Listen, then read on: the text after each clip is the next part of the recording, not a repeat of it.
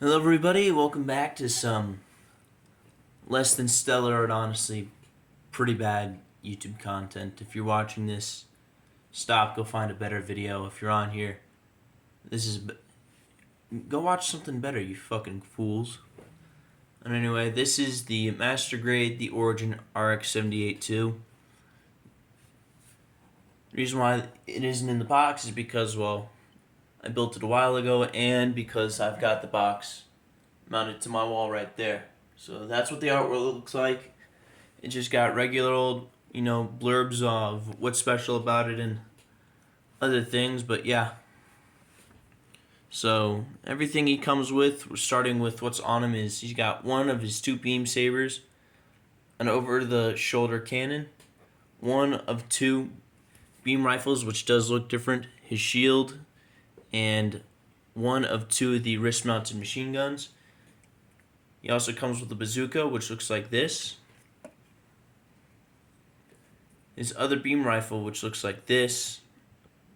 We'll see if we can't compare them a little bit later. Some alternative parts you can swap out, which is a wrist-mounted machine gun for this wrist, and another beam saber for where this goes.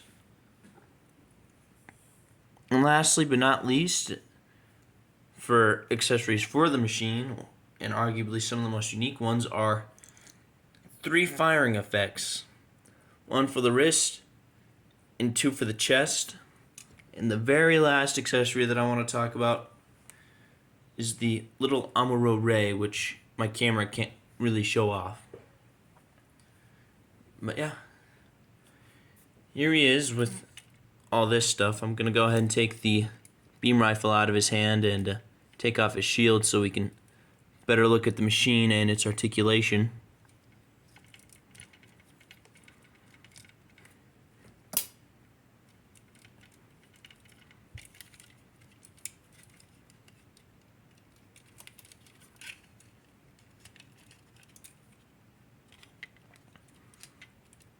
Yeah, if you couldn't already tell, I've painted up the head. If it'll focus, which, because it's a stupid fucking phone, it won't.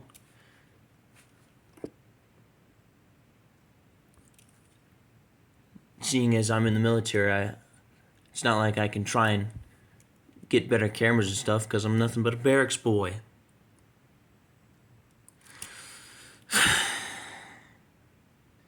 As you can see, I painted the eyes, which through the camera looks much more red, but they're pink.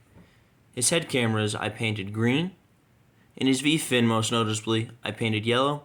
There are also 3 cameras on his clavicle piece that I painted, but those can't really be seen. 2 of them red, 1 of them green. And yeah. So before we get into the articulation, I might as well show off things that open. And brittle hands is a common problem with these hands, as these are the new Gundam hands, which is why they may or may not look a little bit big on this thing. But he's got a little hidden machine gun in his torso, which I like to keep closed because I just have him in a neutral standing pose on my display.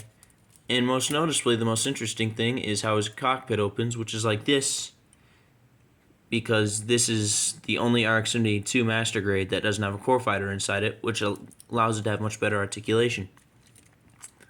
Speaking of which, we're going to go ahead and get into now. You can look down that far and up that far.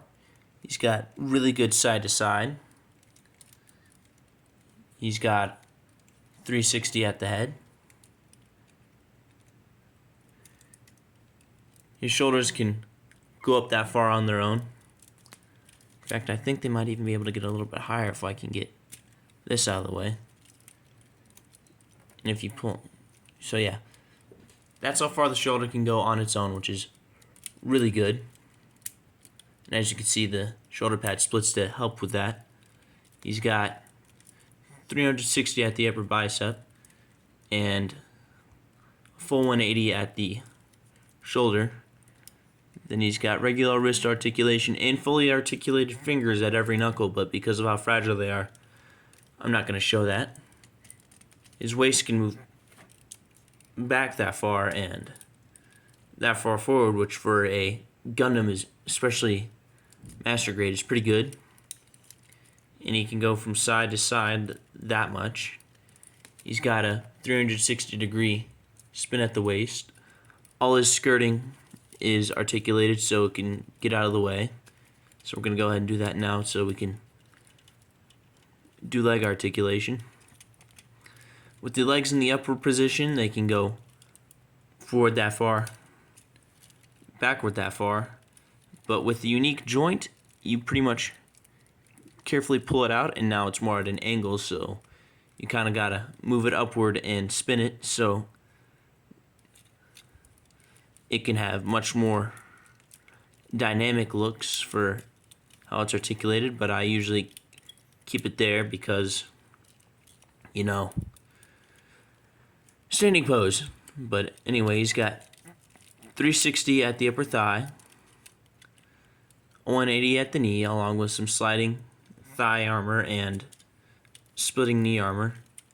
Ball joint here, and without any other joints interfering, his foot can go that far both ways because the lower legs are fairly identical. And he's got toe articulation. This one can move out that far but can't go any other way. This one can't either. But this one can also spin both ways. And yeah. So for those firing pieces, which are unique to this kit and this kit alone, as everything else only comes with beam sabers as gimmicks. We're going to open this up, but before we get to that, we're going to come to the wrist-mounted machine gun and take this piece. And there's a little hole at the bottom, and there's a little hole at the bottom there that you can see, and there's a little peg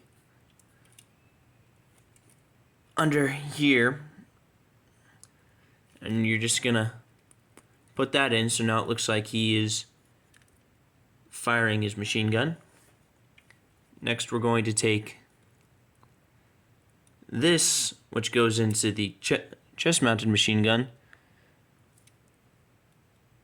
Same thing applies. There's a little notch up there, which, yeah, right there, and you're gonna plug it in right there. Easy as. Now it looks like he's firing from his chest, and then this is supposed to be 2 missiles, which means that this technically is supposed to be painted, but I'm never going to use it, so I'm not going to do that. And it's got 2 little pegs that go into these 2 little holes, so you can do that. So that's all the stuff on him. I'm going to go ahead and take that off real quick. Close this back up. And then if you want to put the other wrist-mounted machine gun on him, it's as simple as sliding this down and putting this back on. But for the sake of having it accurate to its very first form, keep it like this. If you want to take this off, which this is articulated too, let me show that off real quick. This extends and then moves up and has a ball joint here, but yeah, pretty much you take this off the ball joint, then you put this beam saber in, and now you got the traditional dual beam saber look. But for the sake of looking unique compared to other RX-78s, I prefer to keep the shoulder pad on, or shoulder cannon on. And then for his weapons and things of the like, they all connect the same way. There's a peg in his hand and then a peg in the weapon, and they sandwich together to make really good grip. But speaking of his weapons, let's talk about his 2 different beam rifles and how those look. So this is the more traditional looking RX-78-02 beam rifle, which in the origin is considered the later beam rifle. Then you got the early type beam rifle, which looks like this, looks pretty cool. Even has a hidden secondary handle, which this one's secondary handle is kind of right there It folds out like that, but I like to keep it down. And they both got moving scopes that go about that far. You know, you can always put a beam saber in there if you want. And then his shield, which you saw earlier, the Origin has it upside down, and you got a little spot there that you can simply plug it into. And yeah, that's been the Origin RX-78-02. Is this a good review? Absolutely not. Is it a good figure? Absolutely. I love it. It's my favorite RX-78 out of all the RX-78s I have compared to throughout all the grades. But yeah, don't like this video. It's bad. It's bad. Don't watch it.